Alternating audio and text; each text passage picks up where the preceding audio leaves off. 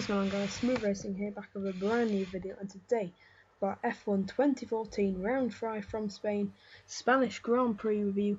So the Grand Prix was on yesterday, and sadly I couldn't bring you a review yesterday due to my laptop not working, but now it's up and running again. I can get back to making videos for you guys, and then today's video then is a review of the Grand Prix.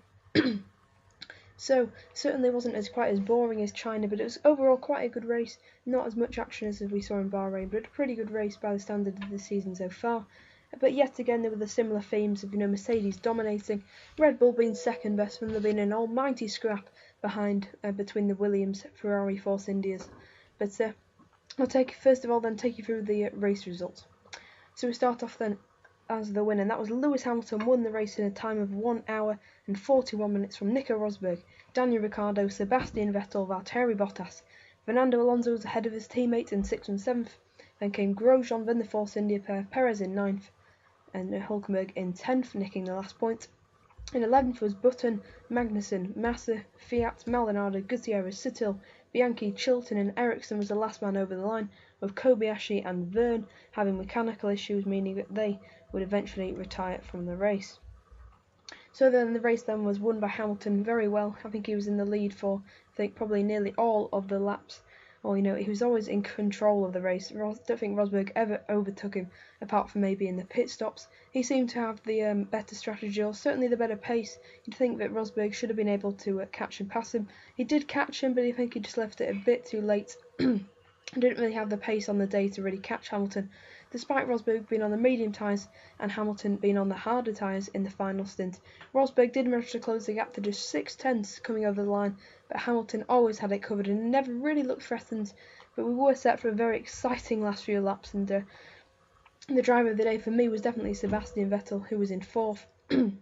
After starting 15th on the grid, he finished just 76.5 seconds behind the Mercedes, and about 30 seconds back from his teammate Daniel Ricciardo, who picked up his first podium of the season. Of course, he should have got a podium in Australia, but sadly that was disqualified.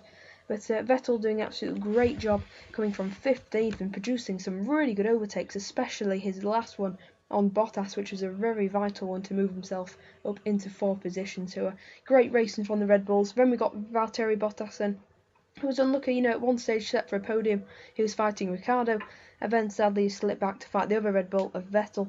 That's a battle he lost because, of course, he didn't have as good a car as the Red Bull, but take nothing away from Vettel because it was an absolutely amazing drive, and I think he'd have probably beaten Ricciardo if he'd have qualified higher up the grid. But yeah, great job from Bottas, definitely one of the drivers of the day. 9 seconds behind him was Fernando Alonso and Kimi Raikkonen, who had a very interesting battle with Raikkonen, out-qualifying him, then staying in that 6th and 7th and actually staying ahead of his teammates for the majority of the race, before finally in the final stint Alonso managed to pass Raikkonen, then went on a bit of a charge and looked like he could catch Bottas, but sadly was actually overtaken by Vettel in the end. But Alonso obviously was probably surprised by the pace of Raikkonen after all season. Alonso has clearly been the number one driver in that battle, but Raikkonen definitely putting up a lot more of a fight and definitely encouraging signs coming into the European season. In 8th then was Romain Grosjean in his Lotus, scoring his and Lotus's first points of the season. An absolute amazing job from the driver and the team, although they did have some issues which could have cost Grosjean a potential 6th place.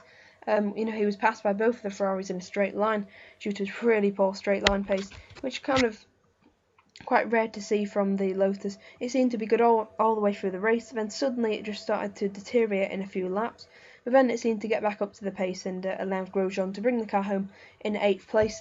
Then we move on to the final 2-point scorers, which were the Force India boys, not showing quite as much pace as they've shown previously, and were about the same in qualifying as they were in the race. Definitely not, with the Williams or the Ferraris, but certainly, showing good enough pace to warrant a double points finish, which I think the team will be fairly pleased with, considering Spain has never been traditionally a track they've gone well at. It was quite good to see Perez actually finish ahead of Hülkenberg, as he did in Bahrain. So now it's 3-2 to Hülkenberg, I think, in terms of race finishes. But an absolute great job from Perez to beat Hülkenberg, something we haven't really seen, regularly throughout the season. Bahrain was a bit of a freak race. Well, we know Perez taking nothing away from him, but he did do one of his outstanding jobs, and I think this was a really good solid drive, proving that Perez does have the pace and can be consistent, and that's really what we want to see more of Perez. rather than these, occasional podiums. We really just want to see him in the points regularly. Just missing out on the points were McLaren, who had an absolutely atrocious race again. The past 3 races they haven't scored a point, which is really disappointing. A terrible race for Button and Magnussen. In terms of pace, they did do everything right, to be honest.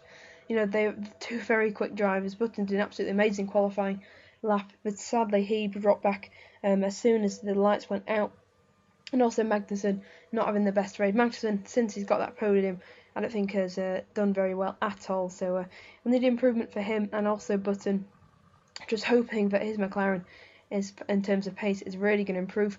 Felipe Massa went for the free-stop strategy. That didn't pay off at all. He finished in 13th place. Behind him was Fiat in the Toro Rosso, who seemed to, that Toro Rosso's really dipped in pace. They've definitely been leapfrogged by Lotus, and now seem to be occupying the 8th best car on the grid. Behind them was Maldonado in his Lotus. He got a 5-second stop-go penalty for going across the curbs and into Ericsson.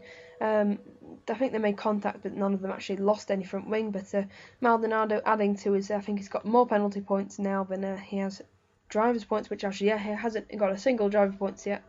And he really needs to start scoring points, especially with his teammates getting off the mark now.